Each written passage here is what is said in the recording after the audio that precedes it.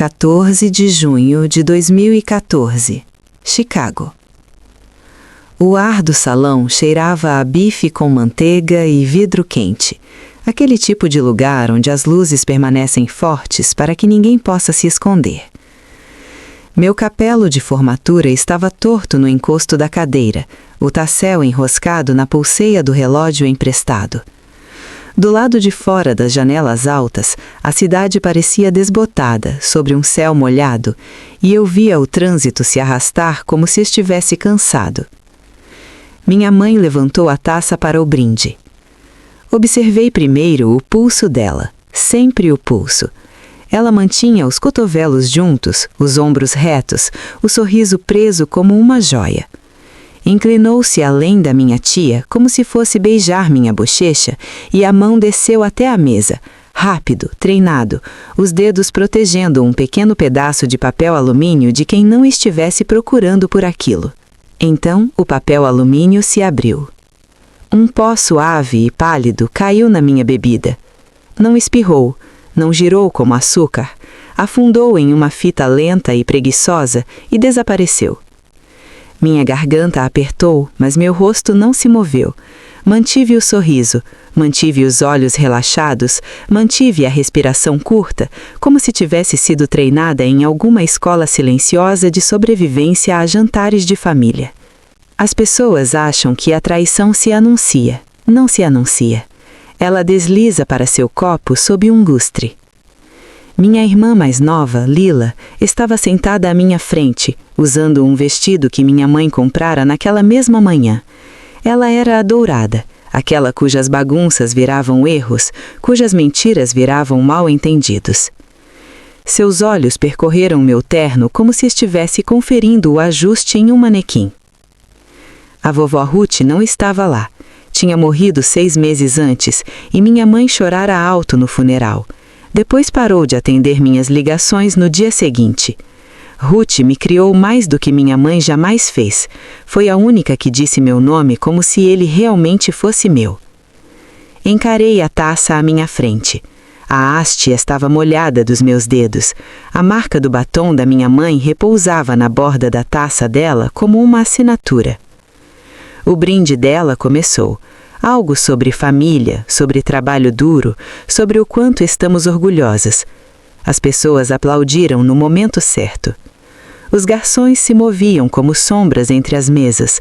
Uma banda murmurava no canto, suave o suficiente para permitir que segredos viajassem.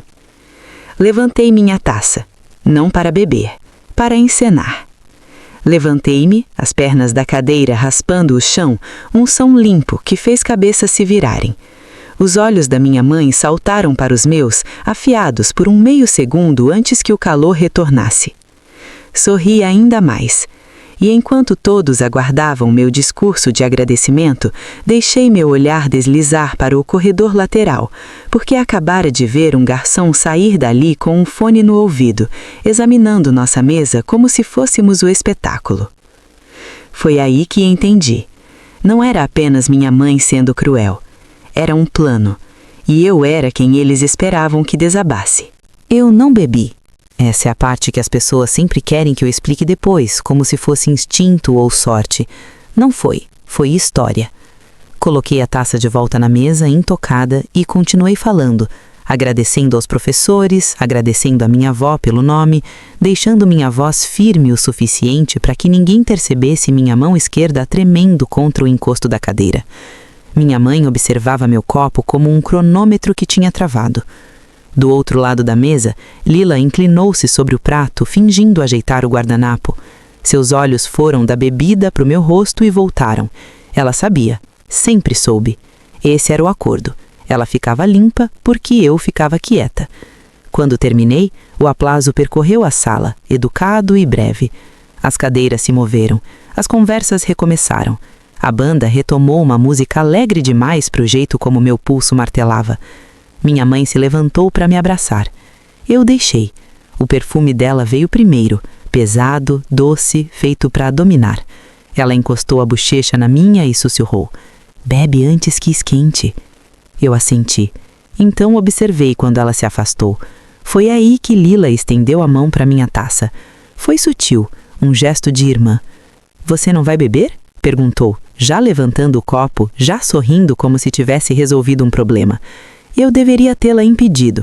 Não impedi, porque vi outra coisa naquele momento. O rosto da minha avó, 6 meses antes, pálido contra o travesseiro do hospital. A mão dela apertando a minha com mais força do que seu coração falhando deveria permitir. Não confie nas mulheres desta família, mas verifique o cofre, aquele perto do rio. O rio Calumet. Eu tinha achado que era delírio do luto. Lila deu um gole.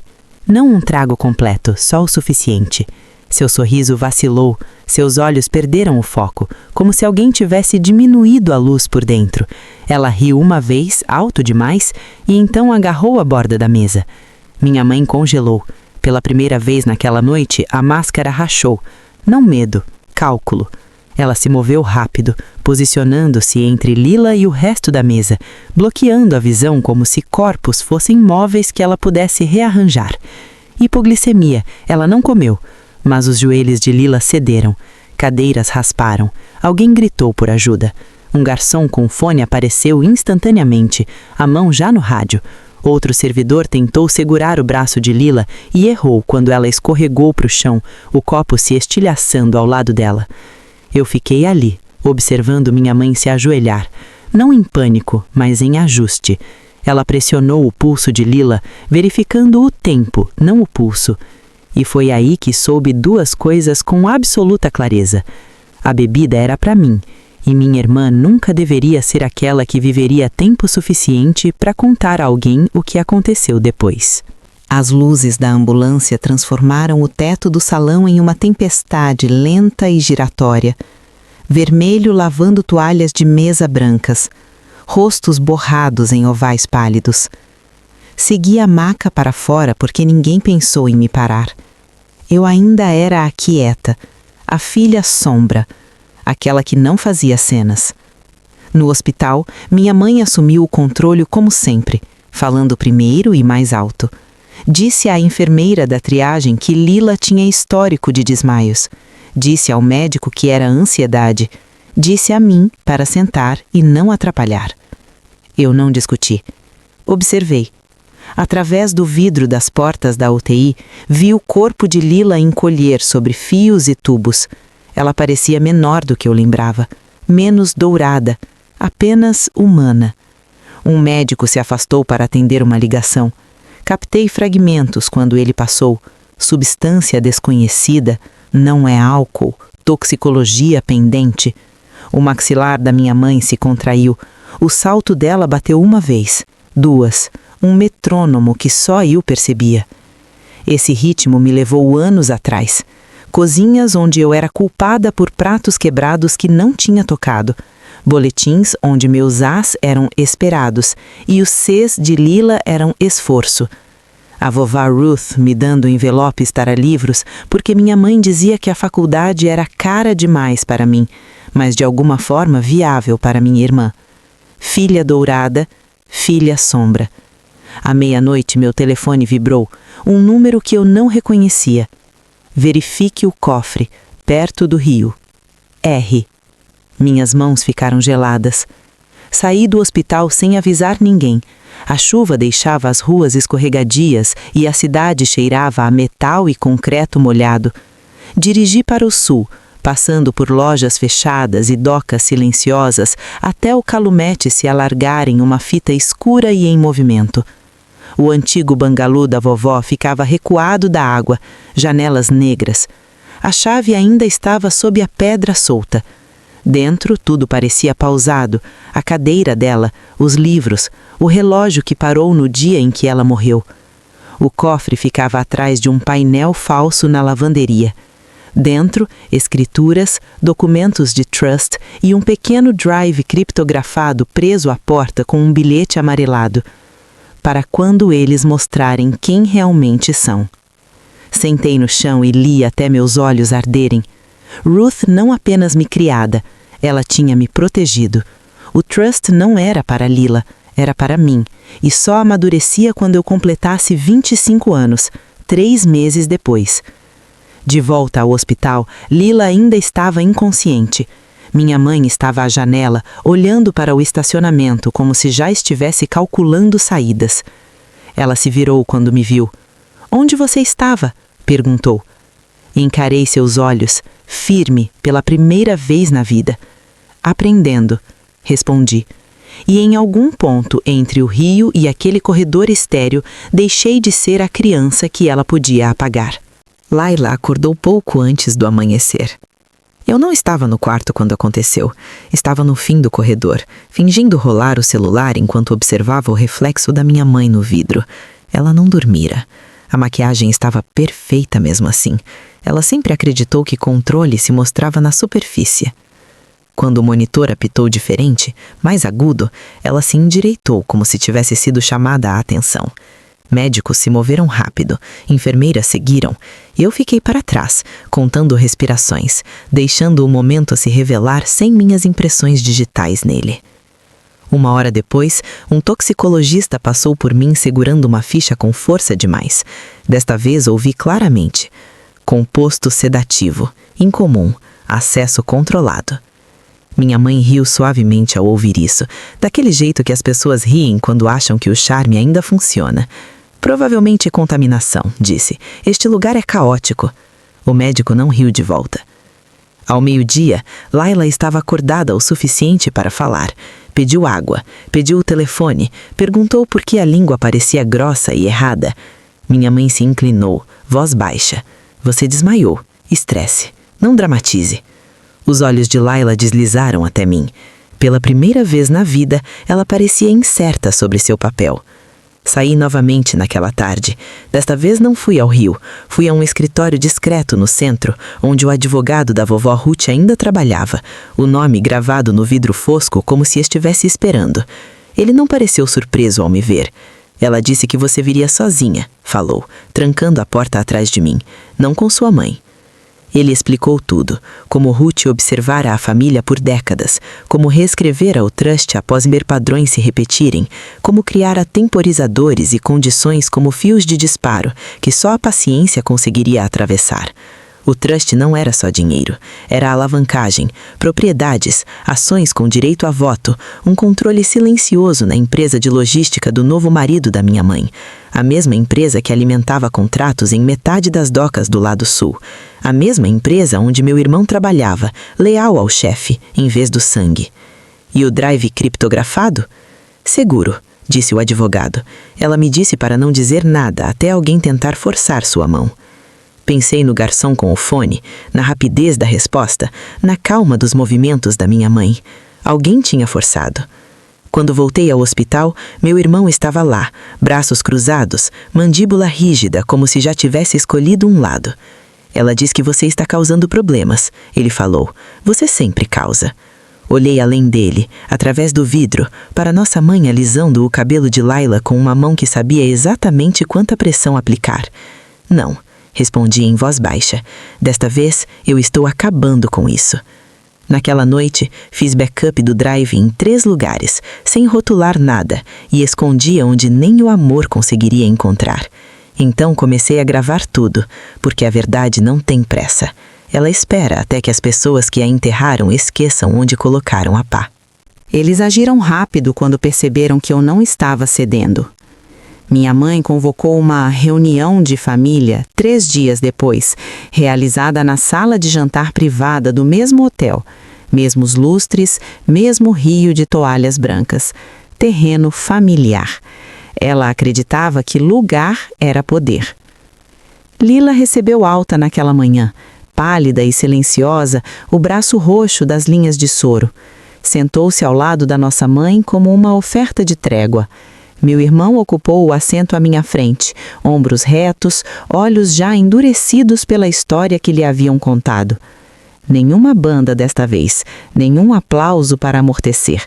Apenas o baixo ruído da cidade do lado de fora e o tilintar de talheres que ninguém tocou. "Você assustou todo mundo", começou minha mãe. "Fugindo, falando com advogados." Eu não disse nada. Ela deslizou uma pasta pela mesa. Dentro havia páginas organizadas, linguagem de tutela, autoridade médica, assinaturas parcialmente preenchidas. um futuro onde cuidado virava controle. Assine, disse ela, colocamos isso para trás. Meu irmão se inclinou. Faça a coisa certa, pelo menos uma vez. Lá estava, o roteiro antigo. Coloquei a mão no bolso do casaco e pus meu telefone sobre a mesa, tela para baixo. Não liguei, não precisava, a ideia bastava. Eu sei sobre o composto, falei. Sei quem o encomendou e sei por quê. O sorriso da minha mãe se manteve por meio segundo a mais. Você está cansada, disse ela. Sempre imaginou ofensas. Empurrei a pasta de volta. A vovó Ruth, não. O nome caiu pesado. Lila estremeceu. Observei minha mãe calcular novamente como salvar, como virar, como redirecionar a culpa. Ela apertou a mão de Lila só o suficiente para lembrar onde a lealdade sempre foi recompensada. Sua avó estava confusa no final, disse suavemente. Você sabe disso. Sei que ela instalou câmeras, no telhado, voltadas para o corredor de serviço. O silêncio se partiu. Os olhos do meu irmão moveram. Ele não sabia dessa parte. Tenho as imagens, o garçom, a troca, o tempo. Deixei isso no ar, então acrescentei a verdade que ela não podia seduzir. E eu tenho o truste. A palavra mudou o ar. Minha mãe se recostou lentamente, dedos unidos, voz subitamente fria. Esse dinheiro pertence a esta família. Pertence às condições que ela estabeleceu, respondi, e elas são ativadas se eu for ferida ou coagida. O ultimato veio então, chardo e final. Vá embora, disse ela, desapareça, ou isso vai ficar feio. Pensei no rio, no bilhete de Ruth, em Lila no chão, o vidro se estilhaçando como um aviso. Eu já desapareci, você só não percebeu. Levantei-me, saí da sala sem tocar no prato e senti algo raro se acomodar no peito. Não vitória, direção. Porque o próximo movimento não aconteceria à mesa. Aconteceria à luz do dia, com testemunhas e um registro que ninguém poderia apagar. 3 de setembro de 2017, Milwaukee. O lago estava liso naquela manhã, cinza-aço e paciente. Fiquei no pier com um café esfriando na mão, observando a luz romper as nuvens baixas como se estivesse negociando termos. 3 anos tinham se passado desde o jantar. 3 anos desde que desapareci do alcance deles sem me despedir. Eu não me escondi. Eu reconstruí. Silenciosamente, legalmente, metodicamente. O truste amadureceu conforme o cronograma, exatamente como Ruth planejou. Quando isso aconteceu, os interruptores se ativaram todos de uma vez.